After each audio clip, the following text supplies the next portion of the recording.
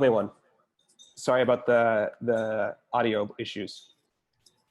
My name is Ethan Marcus. I am the Director of Communication for the Sephardic Jewish Brotherhood of America, the National Sephardic Community Organization dedicated to preserving and promoting Sephardic Jewish cultural life and Greek Jewish cultural life around the country.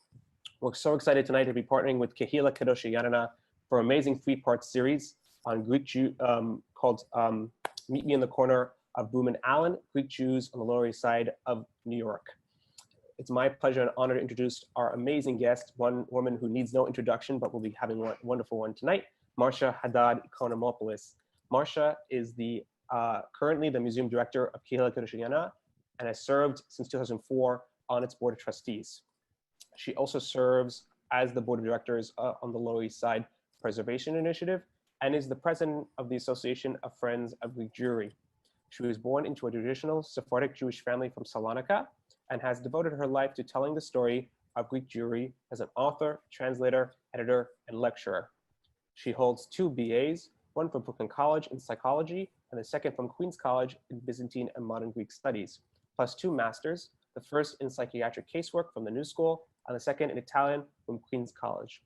And just a reminder, this program is only possible from supporters like you. And we're so grateful to have this a part of our brand new Sephardic Digital Academy initiative with many other wonderful programs on Greek, Jewish, and Sephardic culture and life.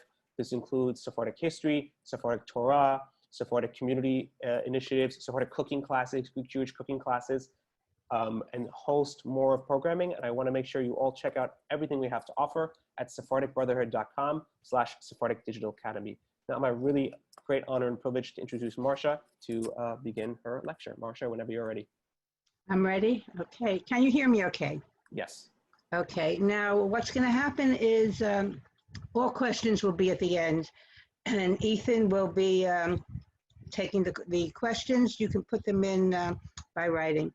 First of all, I would like to thank the Sephardic Brotherhood of America, Kehila, Kedosha, Janina, my Board of Trustees of KKJ, the President Marvin Marcus, who is so supportive, his 2 sons, Ethan and Andrew Marcus, who always make me look good, the many members of our community who share their family treasures, photographs, and stories, and all the old and new friends I have made on this unbelievable journey.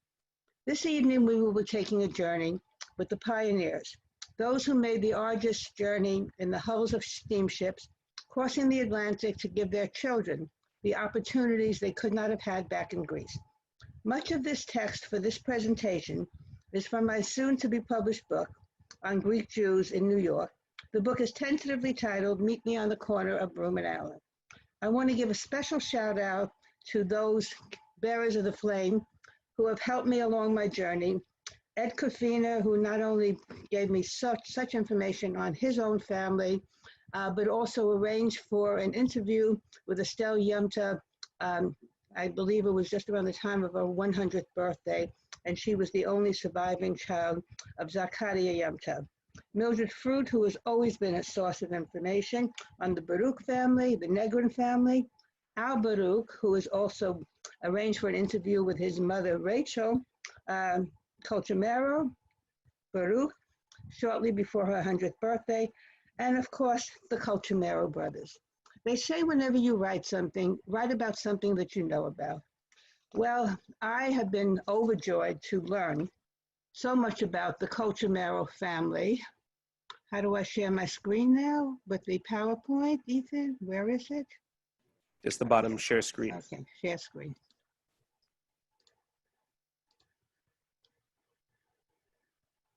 Okay.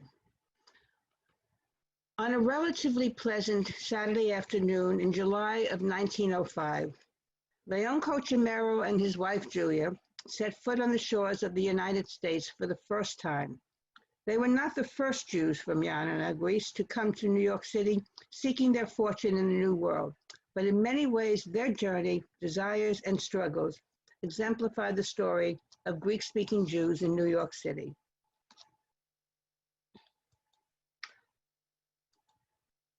On July 5th, 1905, Abdul Hamid II was the ruling Pasha of Janina, and the mayor of New York was, Mayor McKillen. This was the world that Leon left behind. Although he was living in a small city of Janina, the surrounding area of Ypres was rarely undeveloped, mountainous, quite rustic. The first pioneer to set foot in the United States from Janina was Zakaria Yom Tov. On January 11th, 1899, after passing the customary health screening and being deemed suitable for entrance into the United States, Zakaria Yom Tov took his first steps in the streets of New York City. He was greeted by a brutal freezing temperature of 15 degrees Fahrenheit during a particularly harsh New York winter. He was 25 years old, had $20 in his pocket, and no one to welcome him. Zakaria was the first Yanoti Jew to come to the United States. In January of 1899, January 11th, the Ottoman Turks were being challenged throughout the empire, and young men were being recruited to serve in the Ottoman army. Jews were desirable since, unlike Greek Orthodox Christians, they were not seeking return of land. Zakaria was able to buy his way out of the Turkish army, but as he approached the age of 25, it became very expensive.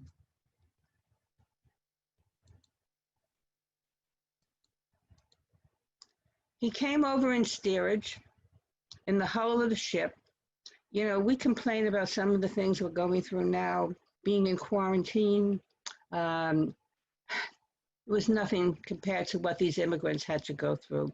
Stuffed into the hull of the ship for 3 weeks before they arrived at the shores of the United States.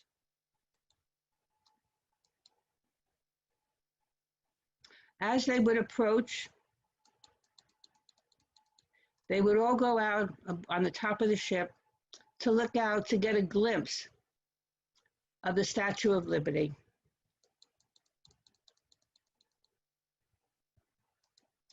Zakaria did not arrive at Ellis Island.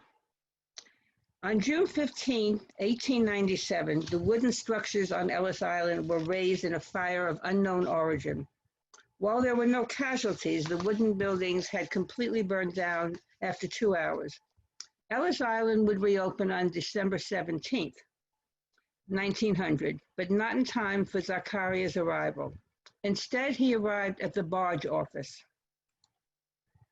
He would go to 11 Madison Avenue, an old law tenement, no indoor plumbing, and 2 tenements built on one plot, a forward tenement and a rear tenement, and an outhouse that was shared in the middle. Zakaria would, in all likelihood, room. He would not have one room for himself. He would room with other immigrants, none of which he knew.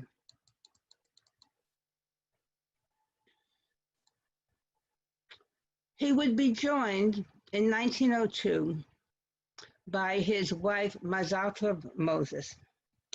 I'm going to show you this picture here first. This is a picture that I have so many people to thank for because it was given to me not only by Ed Kafina, but also by members of the Moses family. In the photo, this is Lula Moses, or Lulu Moses. And, you know, they talk about how the women were subjugated to the men. They hadn't met Lulu. She was a strong woman who arranged for the marriage of all of her daughters and her son. There are all kinds of legends about how this took place. Supposedly her son, Samuel, was betrothed to someone from the Baruch family in exchange, according to the story, that the matriarch of the Baruch family would give 2 sons for her 2 daughters. In this particular picture here, we have Lulu in the center. Standing on the top left is Lulu's daughter, Annie Moses Baruch. Standing top right is Lulu's daughter, Esther Moses Malach, married to a Sephardic Jew. And standing on the chair is Lulu's granddaughter, Leah Ganis, daughter of Julia Moises and Jacob Ganis. Standing holding Lulu's hand with a bow in her hair is Lulu's granddaughter, Florence Ganis, the daughter of Julia and Jacob. The boy on the bottom left, holding Lulu's hand, is Nathan Ganis. The other girl, Esther Yom Tov, was the daughter of Mazal Tov and Zachariah Yom Tov.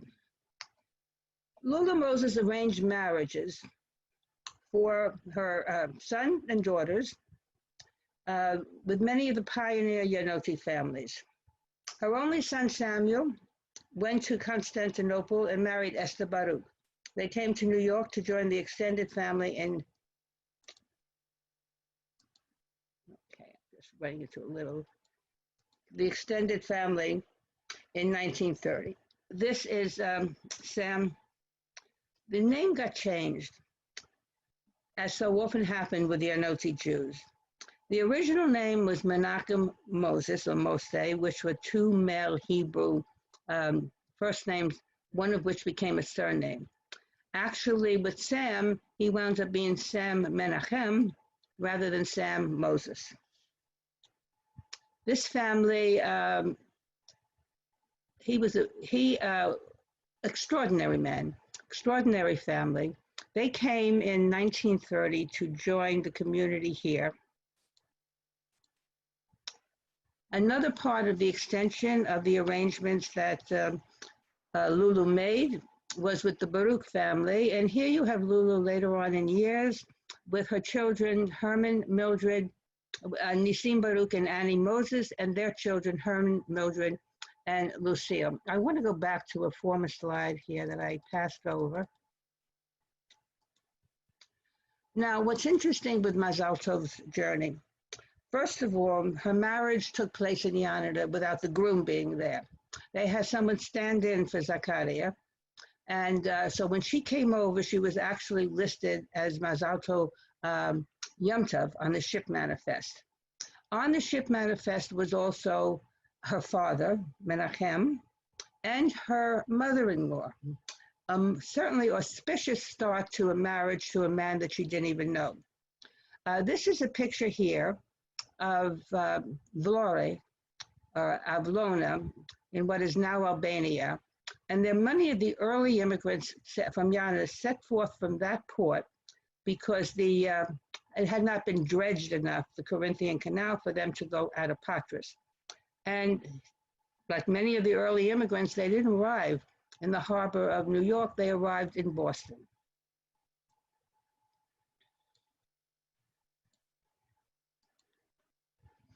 Elias Colchimero was actually the youngest son and the first of the Colchimero brothers to arrive in the New World. He was 18 years old at the time, unencumbered by a wife and children, and he set out for New York in 1903. He had traveled with his older sister Hanula and his brother-in-law Isaac, sailing from Sherbon. He was a patriarch of a large family. You know, these families were exceedingly large, 8, 9, 10, 11 children. This is a beautiful photo of a double wedding of two of his daughters.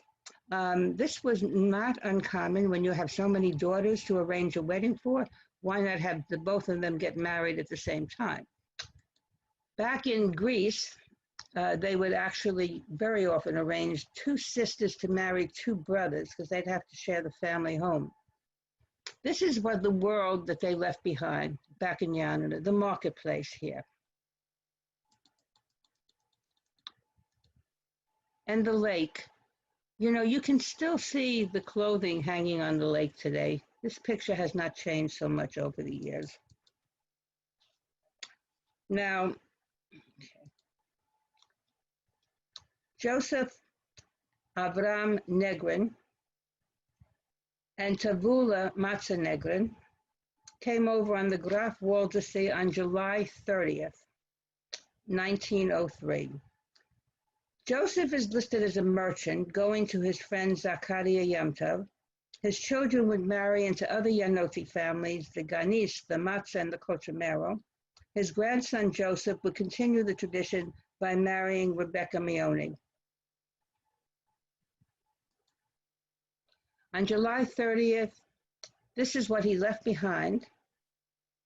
This is a street, iconic street inside the Castro. in Janina. And over here on the right is the beginning of the building of the subway system that would carry the downtown Jews uptown into Harlem. And this is what it looked like on July 30th, 1903. There were many families that would not stop on the Lower East Side, but would go directly up to Harlem and the Bronx. This is the Elias Corfino family. He arrived in 1903, and he's an excellent example of the neighborhood and occupation changes of the early immigrants. In 1910, he's living in Harlem and working as a cigarette maker. 1925, he's living on Broome Street and working in garment manufacturing. 1930, he's living in the Bronx and working in a fruit store. And 1940, he's living in the Bronx and working as a presser of artificial flowers. Whatever it took to feed your growing family. This is Absai Menachem, who arrived on July 4th, 1904. On the ship manifest of the SS Gertie, he's described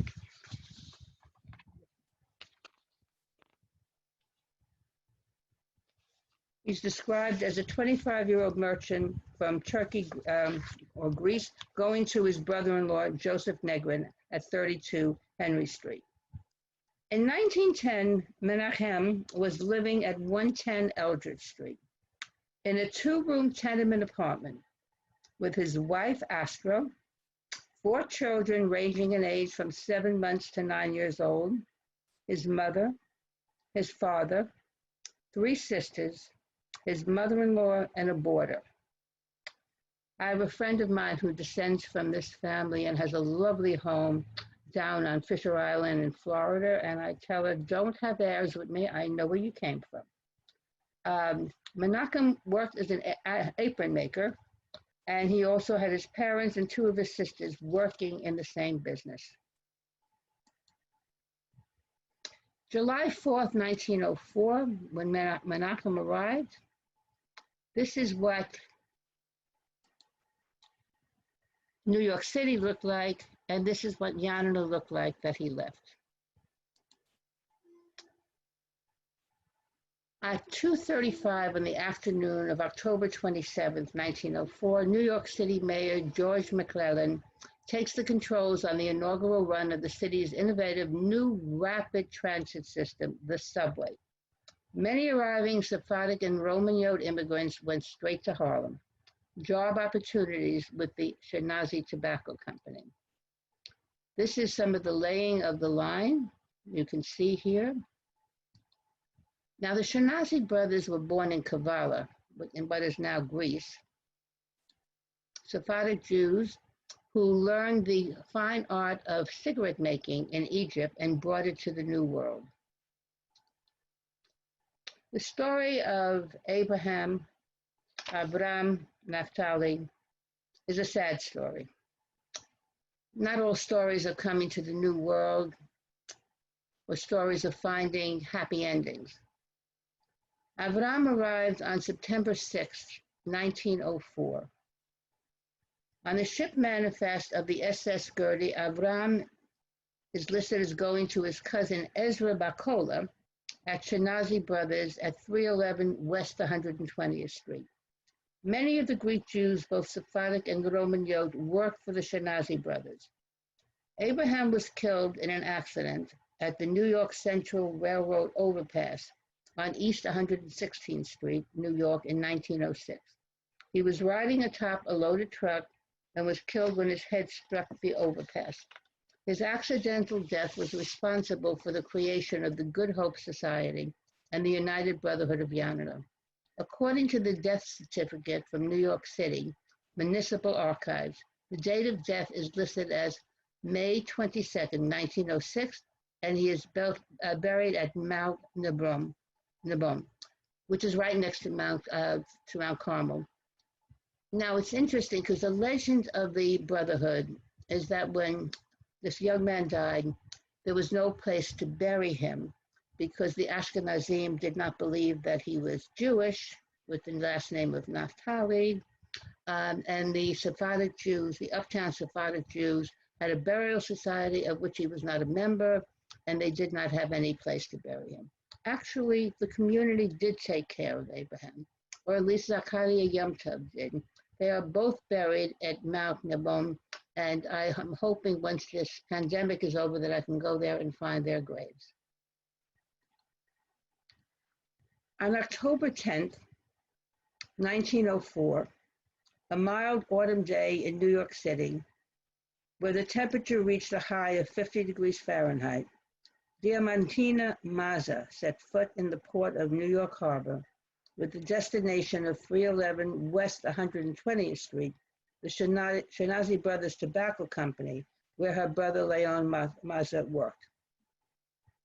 This family would be they would marry into the Colchomero family and other families, and many of their descendants are in the Kofino family, the Ashkenazi family. The story, as with so many of these families, of marrying among each other.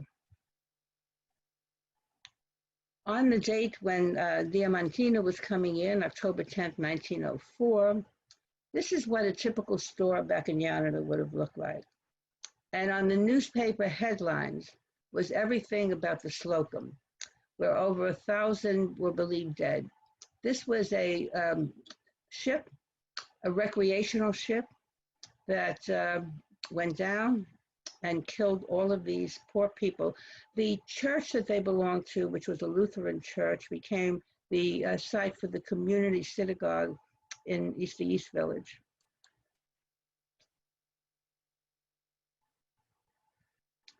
Joseph Bacola arrived in New York on May 11th, 1905. This is one of the stories that I'm researching with the Bacola family. And I've tried to, any of you who have been following what I'm doing on Facebook, I'm trying to find more of the Bacola family trees in a particular search where I'm looking for descendants for a young man who lives outside of Manchester in England. Morris Bekoraki Jani arrived June 23rd, 1907. His wife Fanny would join him in 1908 and his father Abraham in 1910.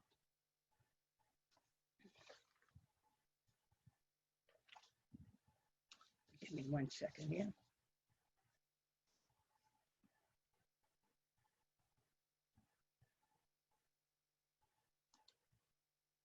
This is a Bekoraki Jani's son Hai would serve Kehila Kedosha Janina for over 40 years.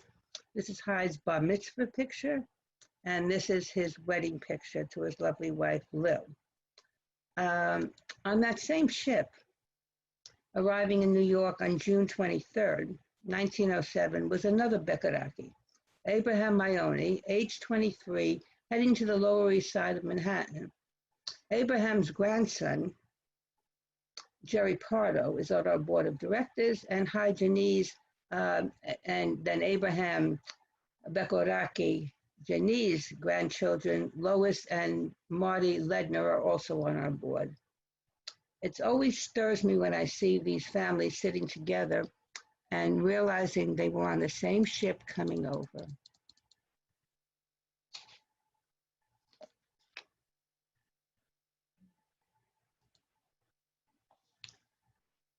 Jesula Menachem was arrived on June 6, 1907, and he was a leading figure in the creation of the synagogue. In fact, on the entrance in the vestibule, his name is there, along with some of the other board of directors in 1907, Leon Colchomero. This plaque is very interesting. Leon Colchomero is listed as a rabbi. He was never a rabbi. At one point, it was scratched out, and another point put back in. Joseph, of course, was president, and Elias of Solomon, vice president. Epstein very often appears in the records as Epstein, but Epstein was a name in Janina. Aliyah Matzah, Samuel Nachum, Jesula Menachem, Solomon Asser, and we'll be talking about his family shortly, Morris Besso, Elias Asser, Jesula Levy, the rabbi, and Jesula Mizan, honorary president, Elias de Castro, honorary secretary, Aaron Sedek, honorary secretary. There was another name on the bottom here that was scratched off, so evidently somebody didn't pay their money.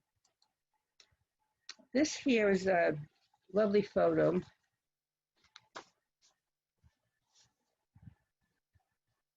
of the Yohanan family that arrived in 1907. And this photo here shows the dedication of a Torah scroll by Joseph Yohanan. And many members of his family, he had 3 daughters, and each of them had 1 child, and they were all very much a part of the story of the synagogue on the Lower East Side. Joseph Politis came to the United States in 1908, and his future wife, Esther Joseph, would come in 1905.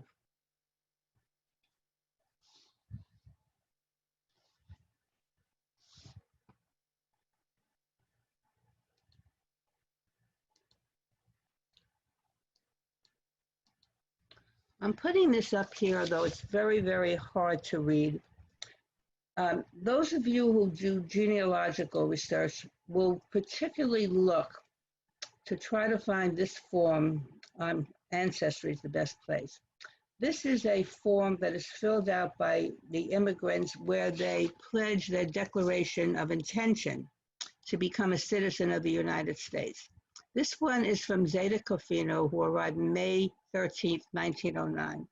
This form will show you what date he arrived, the ship he arrived on, which is always important to try to get the ship manifest, and then what his family was like at the time he was declaring for his citizenship, his wife and his children. And they always had to forfeit their allegiance to their former country, whether it be the Sultan of the Ottoman Turkish Empire or the King of Greece. On May 13, 1909, when Joseph arrived, I put this picture up here because, you know, when we talk about certain families, this picture on the right was a wedding in Janina.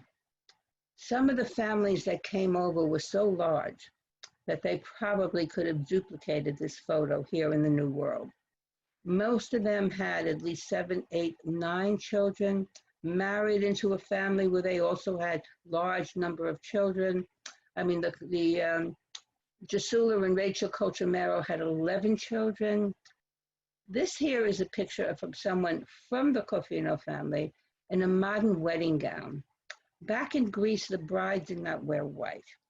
Here in the New World, these beautiful gowns were always rented. They were not bought. The gown that they would get married in, if they brought it from the Old World, we have a number of them hanging in our synagogue, were beautiful, handmade, only worn once, and then packed away very carefully, and very often made the journey to the New World.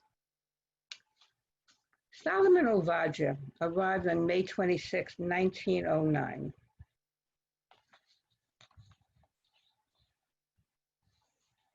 As Solomon pulled into the port of New York on the SS Alice, he was greeted by showers and seasonal temperatures. On page 3 of the Daily Tribune, possible resolution of the strike of the white firefighters, there's no attempt at being politically correct here, may succeed in getting the Georgia Railroad up and running. King George was the king of Greece at that time. He would be assassinated 4 years later in 1913 during the Second Balkan War. And Teddy Roosevelt was president of the United States.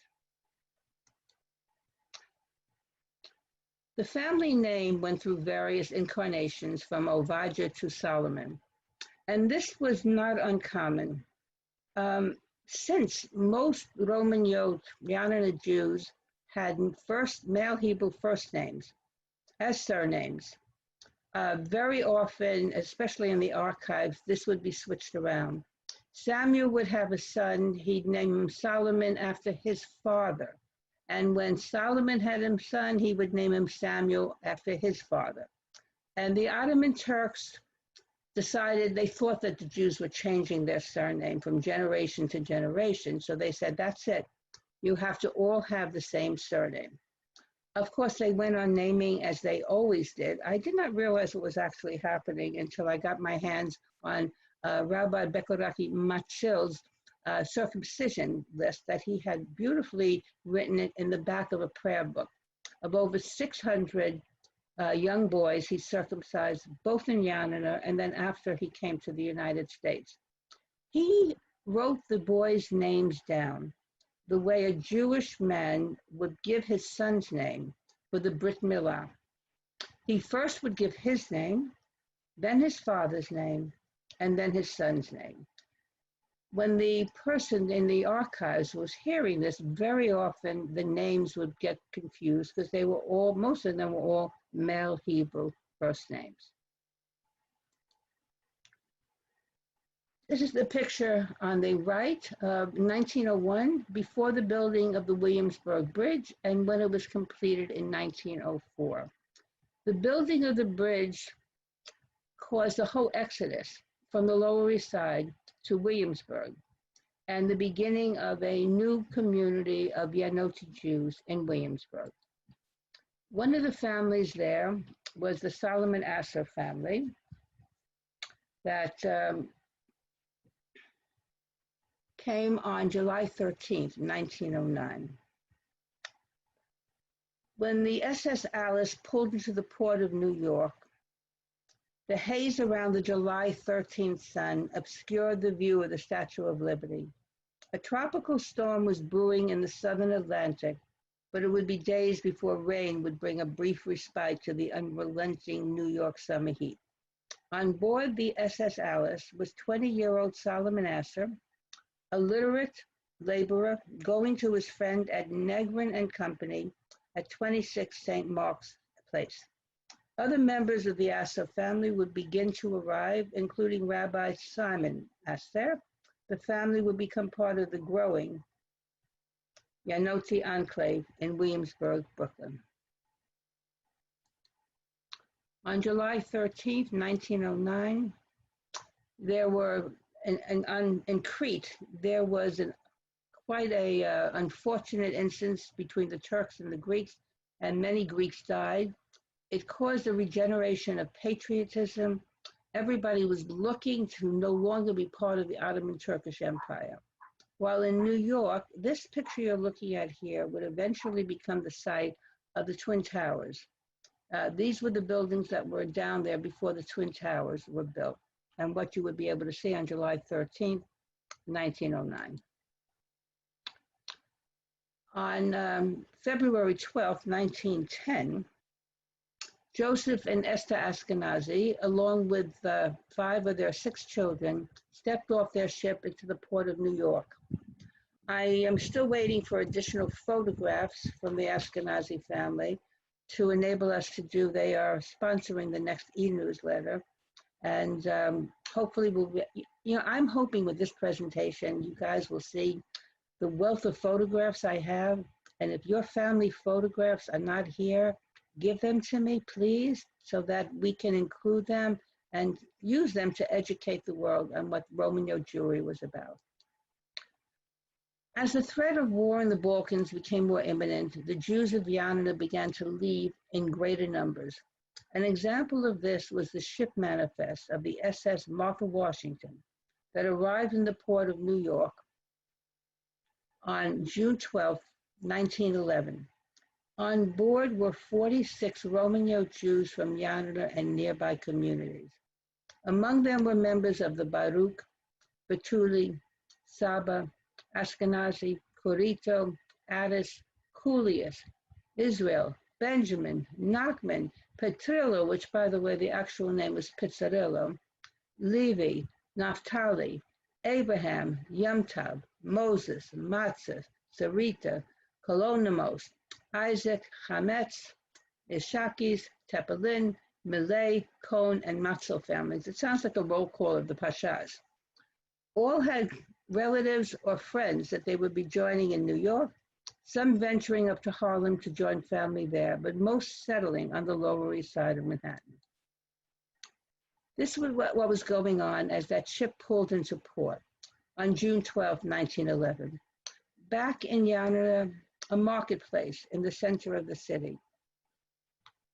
And the streets of New York were quite different. I often wonder what was going through the minds of these immigrants as they stepped off the ship.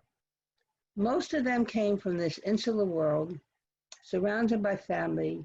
Most of them had never left Janina. First would be the experience of being on board a boat where they would hear so many different languages. They would meet Jews that were so different from them, as Jews came in from Trieste, Ashkenazi Jews, because that would be the port that the boat would leave from before it stopped in Patras. Then they would step off the boat into New York City, and what a different world it was, so different from the world they had left behind. Hyman Baruch and his sons, Benjamin, were among those on the Martha Washington. The Baruchs would marry into other prominent Romanov families, the Moses, Menachem, Kofina, Colchumero, Negrin, Solomon, and David. This is another lovely picture of Lula over here with part of her extended family.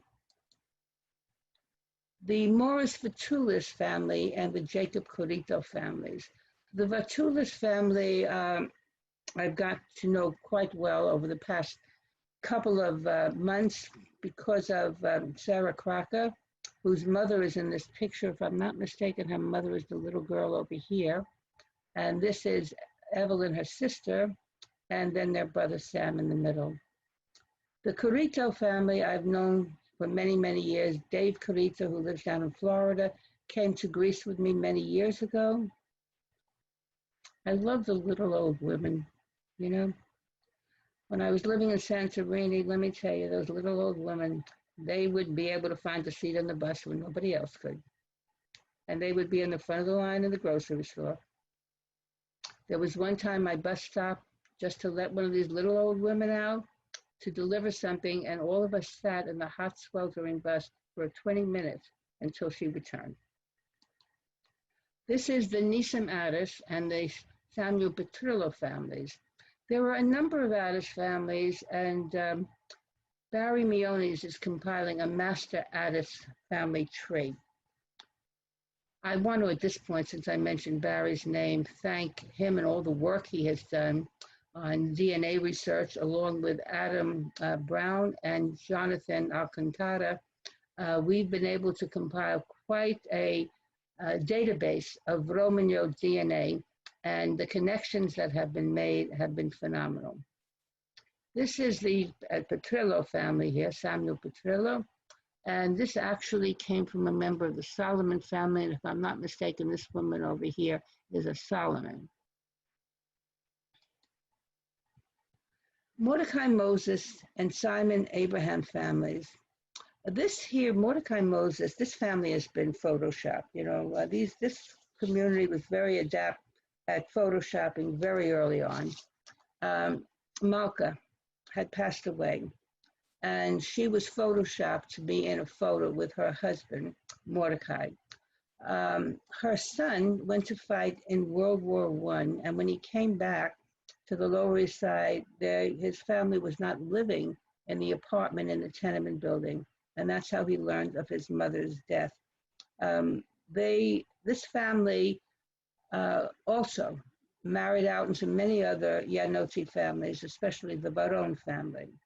And this is the Simon Abraham family. I got this from Megar Belides, and this is her part of the family over here, who came early to the United States, although May's husband Zeno did not come until after World War II.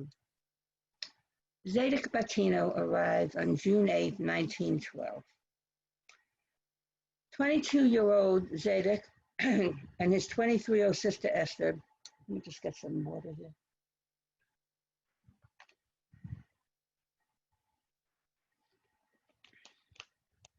Stepped off their steamship into the port of New York City and they were welcomed by a pleasant day as they made their way uptown to 32.34 West 100th Street and their cousin Chaim Angelo Raphael. Zadok's uptown Harlem stay would be temporary, as he would shortly marry Anna DiCastro and start their family on the Lower East Side before moving to Cortona Boulevard in the Bronx. Ralphie Bacino was one of my favorite people, and he died just short of his 100th birthday 2 years ago.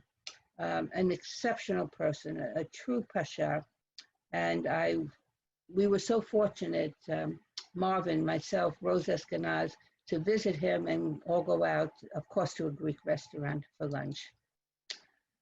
When Zadok Bacino came into the United States on June 8, 1912, things were boiling in the Balkans. The First Balkan War had already started, and soon Janina would be swept up into the Second Balkan War. Meanwhile, back in the United States, the 10th anniversary of the Century line, which was advertised as the world record for continuing long-distance train service. You could actually sleep on the train. That was being advertised in the local New York papers. I'm going to touch now on Sephardim on the Lower East Side. I want to put forth a disclaimer here because most of this presentation is about the Romaniote Jews. I feel an obligation to them as a museum director, but I want to include the Sephardim also in this presentation because their stories, in many instances, are very much entwined with ours. Over here on the left, it's a beautiful wedding picture of Vinnie and Shirley Pinto Madragona, and this is actually Marvin Marcus's cousin, Shirley or Sarah. And this is the Abalafia family that married to the Coltremero family. There were also Sephardic organizations on the Lower East Side, including the Brotherhood of Ravs and the Monash Deli Society. You know, brotherhoods were founded before synagogues were. It was incumbent on Jews to find a proper burial for their brethren who died, where you could practice your religion with a sedor and a minyan, but you needed people to organize burials. So burial societies often preceded the creation of a synagogue. Here we have some other Sephardic families on the Lower East Side. The Atun family, the family of my good friend, Louise, who actually had, her great-grandfather was the last rabbi in Kavala before the Bulgarians deported him to Treblinka. And this part of her family, the Atun family, had come to the United States here. And this is a picture of the children from the Casola family, who had a store on the Lower East Side. This picture here is from the Hamke family, also part of the Lower East Side. And this is Mordecai, the Mordecai family, who actually were Marcus when they came to the United States. They came from Verlier much the same way as our president Marvin Marcus did. And Marco was a nickname for Mordecai. And during immigration, they became Marcus. At this point, let me repeat that don't blame Ellis Island for changes in names. All the names they took were directly off the ship manifest. Here you have the Confino family of the Tenement Museum, which of course also were very much a part of the Lower East Side. They did not come actually until 1913. And this is Hank Hallio, Joe Hallio's father, who the family was very much involved in publication of the Ladino press. These are members of the Sephardic world that actually are family of members of our Board of Trustees. Here's our president, Marvin Marcus, charming in his bar mitzvah picture. And this is the family of Rose Eskenazi here. This is her mother, Dora, and her father, Solomon. Dora was from the Marash family, and Solomon was from the Capone family. And this little cutie is me. This is, I look like a very underfed child, but this is my picture. I also came from the Sephardic world. My family came over to the United States in 1945. My mother smuggled me in her stomach. I want to end this with a photo from the entranceway, the vestibule of our synagogue, and to give thanks again to all of you who tuned in, to my board of trustees, to our congregation, which I am so honored to be accepted by. And I want to thank you. Tune in for part 2, which is going to be called The Second Coming. I thought that was appropriate. And now, Ethan, are you there? I'm going to open up the floor to questions, okay? Indeed, I am. Thank you so much, Marcia, for You're a quite wonderful welcome. first presentation, both on Kehila, the only Greek Roman synagogue in the Western Hemisphere, and I have to say my home synagogue as well. I myself was both bar mitzvahed and had my brit milah there, so I've been involved a bit as well. So we're going to open up to questions. If anybody would like to ask a question, please enter them into the chat, and we'll read them out. And you just click by clicking chat and opening up, and I'll read it out for you one at a time.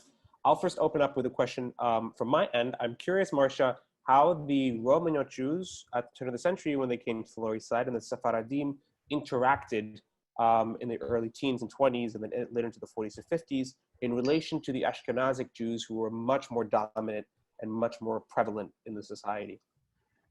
Okay, actually, the Romaniote Jews were, of course, they were not thought to be Jewish by the Ashkenazim, and neither were the Sephardic Jews.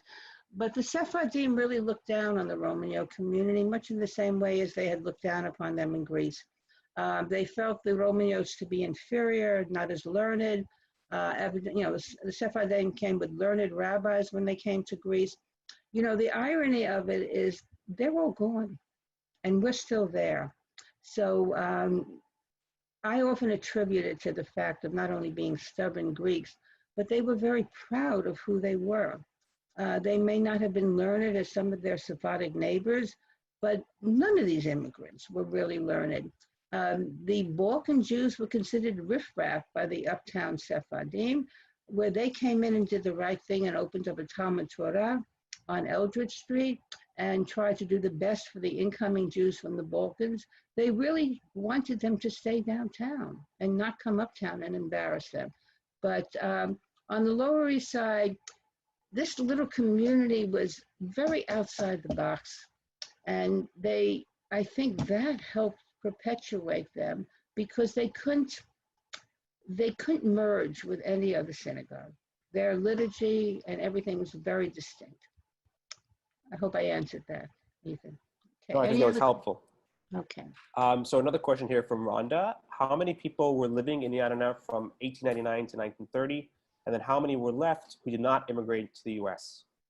Okay, how many were living in Janina? It's estimated that the population at the turn of the 19th into the 20th century was approximately 4,000 to 5,000. And most of these were probably from 400 families. Everybody was related either by blood or by marriage.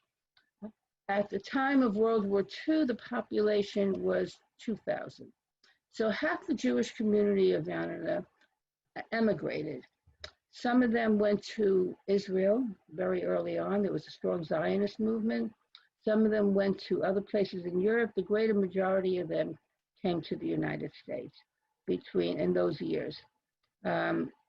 We had, it's estimated at Kehila Kedosha Janina, when we opened up our doors, probably close to 400 families that belonged to the synagogue. In fact, at the high holidays, it was so packed that if you didn't buy your seat, we sold seats then. It was the only time we ever did, but it was really crowd control rather than to raise money. If you didn't buy your seat, you had to walk over the Williamsburg Bridge and pray at a makeshift synagogue there. Just to clarify, Marcia, you were referring to the Jewish population. Out of the Christian was about 20,000, correct? Well, the Jews were about, in Janina at the time of the turn of the 19th into the 20th century, they were about 5 to 6% of the total population. So do the math. Okay. I can't, I'm not a mathematician. Did the local Greek Jews on the Lower East Side have any relationship with the Greek Christian New Yorkers? Yes, definitely. In fact, there was a Caphanian on Allen Street, 2 Caphanians right next door to each other. And that's where both the Greek Jews and the Greek Orthodox Christians would hang out. They shared language, you know, where the Sephardim had their own newspapers and they would sit in their own coffee shops. The Roman Jews shared a lot with their Greek Orthodox Christians. They lived in the same buildings. We had a Greek Orthodox church, St. Barbara's, not too far away from us. And the buildings, if you look at the census records, there were many Greek Orthodox that were living. Language was the binding factor in this case. Another question here from Joseph. Did the Yannot Jews have their own prayer books? Okay, back in Janina, after the incoming of the Sephardim into Salonika, and when Salonika started to print the prayer books in Greece, the particular prayer books for the Yannoti Jews were no longer being published. What we do have in our collection are 2 books that are in Judeo-Greco, 2 Sidorim that are upstairs in our new exhibit that they brought with them from Janina when they came here. And they're handwritten, they're not printed books. The actual Roman Yod prayer book, there is a copy at the Yeshiva University, and we're trying to arrange to get it back into print again. A question here from Arthur. How fluid was the lifestyle between the Jewish communities of Janina and others like Monastir? Okay, I didn't hear the beginning of the question. Sorry, the question was how fluid or interconnected were the lifestyles between the Jewish communities of Janina and other Sephardic communities like Monastir? Were the life? I'm not. How connected were these communities like Janina, okay. Monastir, Izmir, other Balkan communities? Okay. They weren't really connected. There were separate enclaves. On the Lower East Side, the monasteries had their synagogue on Elder Street. We had ours on Broome Street. After they closed their doors, we had many monasteries that came to worship with us. But their rite was very different. Their minhag was very different. Their use of Ladino was not what would be happening in Kehila, Kedosha, Janina. With the closing of the monastery synagogue and them coming to worship with us, we now incorporate into our services some things from the Sephardic world. But at the time that the synagogues were open, there really was very little interaction. And, you know, they were very, even in Brooklyn, where over in New Lots, where my family went to worship at the Monastir synagogue there, because my great-grandfather was from Monastir, you had, I think, 4 separate synagogues that were all Sephardic from the Ottoman Empire. There was the Ankalis, there was the Monasteris, there was the Kaskodalis, and I forgot what the other one was. And that's it. You went where your family went. And this was very typical of the Sephardic world. We did not have the luxury amongst the Roman Jews on the Lower East Side. We were the only game in town. We were the only ones. And where we moved into Brooklyn and the Bronx, and Harlem, and then the Bronx, they were each in those instances only one synagogue in existence, one in Brooklyn, one in the Bronx, one downtown. But it was a very tiny community. It was a minority within a minority within a minority. Marcia, can you comment on the relationships between the communities in the old country, between Janina and Monastir, like the old actual local communities there? Okay, well, between Janina and Monastir, there was very little communication.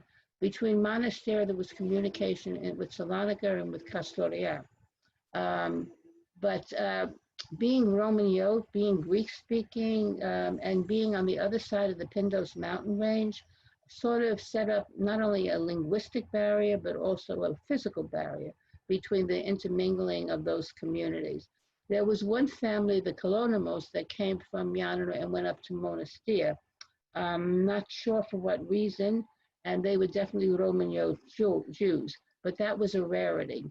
There really was not that intermingling between the Roman Jews and the Sephardim. I think I repeated this at a former lecture, But in Ray Dalvin expressed it beautifully. She said, God protect us from the Christians of Arta, the Turks of Janina, and the Jews of Salonika. And that was really the feeling. There was no love lost between the groups there. Now, one question here from Alex, that looking at a lot of the photos, you can notice that there's a different clothing styles worn between men and women of these families. And he's curious, how quickly did the Yanyot immigrants usually pick up and adopt American Western style fashion after immigrating? Okay, well, those especially that worked in the clothing industry adopted Western style. They were out in the world. The men were working outside. The women also, they would dress very simply. They were certainly not fashion icons in their dress. They no longer wore where they took their costumes with them from the old world. They didn't wear it in the United States. They were very modest. One of the biggest industries amongst the Romaniote Jews was house dresses. I don't think anyone wears house dresses anymore. They called them kimonos, and that was a very big industry. But they certainly adopted the Western style, and with the next generation, as their children grew up, they adopted it even more. That's when the conflict of generations set in, not only on dress style, but on values, desire for education from the young people, where in the among the older people, the young boys would go to work in the family business. They didn't go on to college. And for the women, it was unheard of to go to college. So there was the conflict there between the generations. A question here from Tina. Is it true that the records from Janina were destroyed in a fire? No, they were not. The records from Salonika were destroyed in a fire. The fire of 1917 destroyed those records. Janina, we have municipal records. In fact, my computer is the guardian of the municipal archives of Janina. We translated most of the birth records from Janina. So if any of you want information on your families, do get in touch with me. I have most of that information. I don't put it out there for a number of reasons, because if you looked at it, you'd come back screaming at me and you say these are all mistakes, because a lot of the names are entered where there's a mix-up in first name and surname. I've shared them with certain people so that I'm not the only bearer of these archives. But I have the male registry, the female registry, and then I have a list from the census, I believe of 1936, where I did cross-reference on that. I also, of course, have the Holocaust records. And then I have a list of occupations of Jews who were part of major occupations in Janina, and I believe that was during the 1930s also. Again, if you want anything, please don't hesitate to get in touch with me. We're going to wrap up in just a few minutes, so I'll just ask a few other questions. And I apologize if we don't get to all your questions. Feel free to email Marcia directly. We're going to post her email, museum@kkjsm.org, into the chat, so you can feel free to email her as well. Another question we have here is, how many Romaniote Jews would you estimate today in the U.S. identify as Romaniote? Okay, difficult question. The number, okay, we have on our mailing list about 3,500 throughout the United States where there is someone there who has a Romaniote connection. First generation, we are really on our board, we're very fortunate. The Colchamero brothers are Romaniote on both sides of the family. We have Sarcophagus, again, Romaniote on both sides of the family. But this is not the case with most Romaniote Jews. Most of them, especially in the second generation after coming over, their children would marry out. They would marry Sephardic Jews very often, Ashkenazi Jews, Hara of all Haras, and then they, so, you know, it's a strong, very seductive culture. And if you go to the children, how they identify themselves, I find fascinating, because they may only have one grandparent that's of Greek Jewish background, Romaniote or Sephardic, and they will identify with that culture. I think a lot of it has to do with how strong their feelings are about this small little community. I know on my trips, 90% of my participants descend from Romaniote Jews, and the longing to return to where their families came from. I'm seeing Sarah Naftali up there. Sarah was with me in Greece. How you doing, Sarah? And I think twice. But, it's, I don't think the same feeling exists amongst Ashkenazi Jews. I mean, most of them, if they do go back to trace their roots, they'll go back and they'll say, well, thank God we got out, and, no great longing. I often say when immigrants pack their baggage, they not only pack their clothing, their artifacts, if they have photographs, they also pack their emotional baggage. And for especially Romaniote Jews, that emotional baggage included a love of the world that they were leaving behind, a love that they passed on to their children. The number of times I've gone to Janina, and I've had one of my participants say, I can't wait to jump into the lake. My grandmother used to talk how she washed the clothing in the lake. Well, you're not going to jump into the lake. Now it's really quite polluted. But this is the type of feelings that they have. I've had Janina Jews, when they get off the plane, literally bend down and kiss the ground, the same way Jews would when they go to Israel. This is the emotional feeling of physically being there. And one of the most beautiful things that I found that I do on my trip is we print out photographs of their relatives so that they walk into the synagogue of Janina. They're carrying their family with them. They're carrying the family who made the journey so that they could return and they could visit. We have time for just 2 more questions here. Okay. So the first one here, when did the Romaniotes on the Lower East Side start identifying themselves not as Sephardic, but as uniquely Romaniote? Okay, this was when Ray Dalvin wrote her book, The Jews of Janina, because before that they thought they were all Sephardic. And Elliot Colchamaro expressed this beautifully when he said, I thought I was Sephardic. And then I wondered why. We didn't speak Spanish. We spoke Greek. And then there was that realization, that moment when they realized that they were different. So that was after no one. They had never heard of the term Romaniote. They called themselves Yanotes or Coffeeotes, from the location that they came from.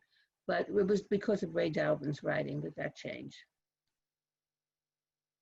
We'll take one last question here. A really apt question. If you're Romaniote who knows very little about their personal culture or heritage, how would you recommend learning more? Get in touch with us. I mean, we're very open. Ask us questions. We'll suggest books to read. If you live in the area, we'd love you to attend services and join us once we're able to have services again. There are so many great programs. I mean, you can tune in for a Friday night Kabbalah Shabbat service now on Zoom with Chaim Kofinis. You can hear Rabbi Negrin from Athens with also a Kabbalah Shabbat service. We have Havdalah services with Rabbi Nisim El Nakaveh. There's so much. Zoom, if anything, I think has opened up a whole new world for us. And I think after we're past this pandemic, we're going to be better for it because of what we've learned during the interim. But certainly, if you are Romaniote and you know nothing about your background, come to us. Okay?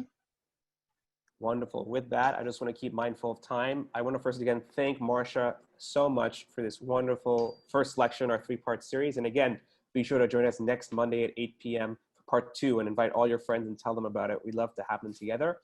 And just a reminder, feel free to email us as well with any questions. I'm just writing right now Marcia's email, museum@kkjsm.org, into the chat. So if you have any personal questions for her that we didn't have a chance to get to this evening, unfortunately, feel free to email her. I'm sure she'd be more than happy to answer any of them and get in touch with you. Thank you all again so much for joining us this evening. This project is sponsored by the Sephardic Jewish Brotherhood along with Kehila, Kedosha, Janina through our new Sephardic Digital Academy. If you have any ideas, if you're ever interested in sponsoring a class or a series, we do rely on your support to make these things possible. Please feel to reach out to us at info@sephardicbrotherhood.com. Thank you all so much. Thank you, Marcia. Thank you, Ethan.